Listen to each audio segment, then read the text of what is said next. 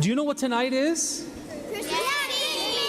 It's Christmas Eve tonight. And you know, that makes tonight the night before Christmas. And there is a wonderful little story about the night before Christmas that I want to read to you all tonight. Do you mind if I read to you for just a couple of minutes? But before I do, before I'm allowed to read, I have to make sure that everyone this year were good little boys and girls. So I have to ask your parents now, first of all, were all of our kids good little boys and girls this year? Yes. I can't promise that. Oh. I can promise. I'm not sure you heard what they said, but at least half of them said, I can't promise that, Father. I'm sorry. Do me a favor, everyone. I want you to turn around and I want you to wave to everyone who's watching us at home on the internet. Wave to the camera. All right, now. So we're going to read this story. We're going to read this story, and I'm going to pray really, really hard that you are all good little boys and girls, and no one is going to get any coal in their stocking this year.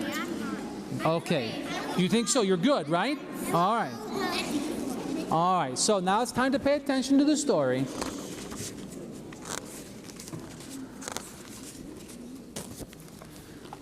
"'Twas the night before Christmas when all through the house not a creature was stirring, not even a mouse." Right? Except I think Yanni's going to be awake, but he's going to have to go to sleep. "The stockings were hung by the chimney with care, in hopes that St. Nicholas soon would be there." Did you all hang your stockings up yet? Yes? Okay, good. All right. But I don't think anyone in Florida has a fireplace. Does anybody have a fireplace in Florida? You do? Wow. Wow. The children, that's you all, the children were nestled all snug in their beds, while visions of sugar plums danced in their heads. And Mama in her kerchief and I in my cap had just settled down for a long winter's nap. When out on the lawn there rose such a clatter, I sprang from my bed to see what was the matter. I wonder what it was. I bet I know. Away to the window I flew like a flash, tore open the shutters and threw up the sash. The moon on the breast of the new fallen snow. I know this is Florida. Snow is that white stuff that falls in the ground when it gets really, really, really cold. Oh, you know what snow is? Oh. I believe so. Okay.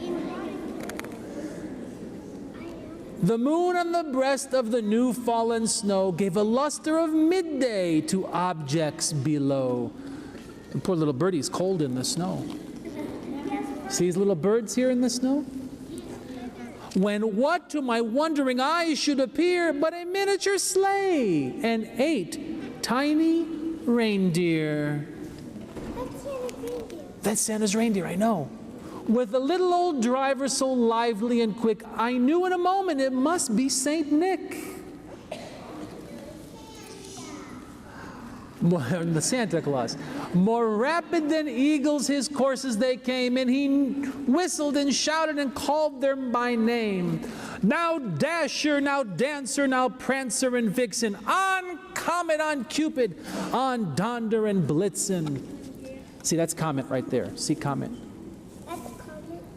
Yeah. Yeah. To the top of the porch, to the top of the wall, now dash away, dash away, dash away all. As dry leaves before the wild hurricane fly, when they meet with an obstacle mount to the sky. Now, hurricanes we know about, don't we? We do. It's a big storm. So up to the housetop the coursers they flew, with sleigh full of toys and St. Nicholas too. You see all the toys in the sleigh? But here in Florida, sleighs have wheels. And then in the twinkling, I heard on the roof the prancing and pawing of each little hoof. As I drew in my head and was turning around, down the chimney St. Nicholas came with a bound.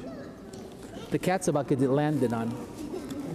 He was dressed all in fur from his head to his foot, and his clothes were all tarnished with ashes and soot. See?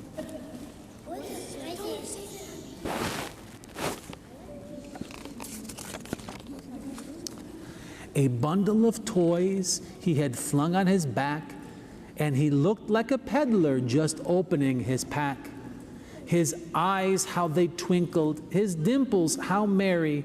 His cheeks were like roses, his nose like a cherry. His droll little mouth was drawn up like a bow, and the beard on his chin was as white as snow. Mine's not quite that white yet, is it? No. All those crumbs were in his beard, weren't they? Yeah, all those cookies.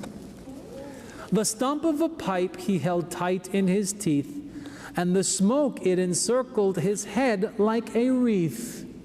There he is putting the toys in the stockings. He had a broad face and a little round belly that shook when he laughed like a bowl full of jelly. He was chubby and plump, a right jolly old elf. When I laughed, and I laughed when I saw him in spite of myself. A wink of his eye and a twist of his head soon gave me to know I had nothing to dread.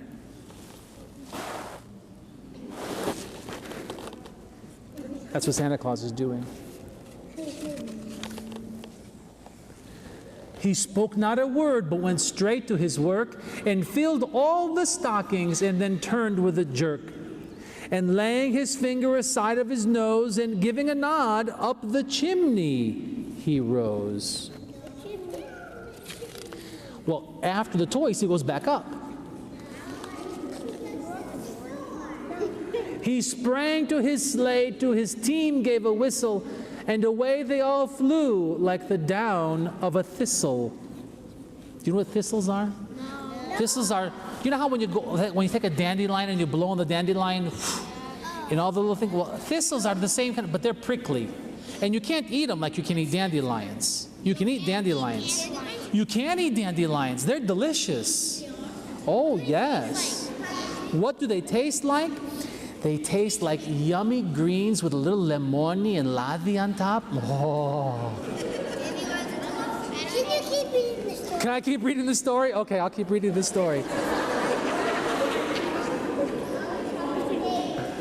You see, because we've been fasting for 40 days, we've been eating dandelions for 40 days. We got to get through the rest of the story.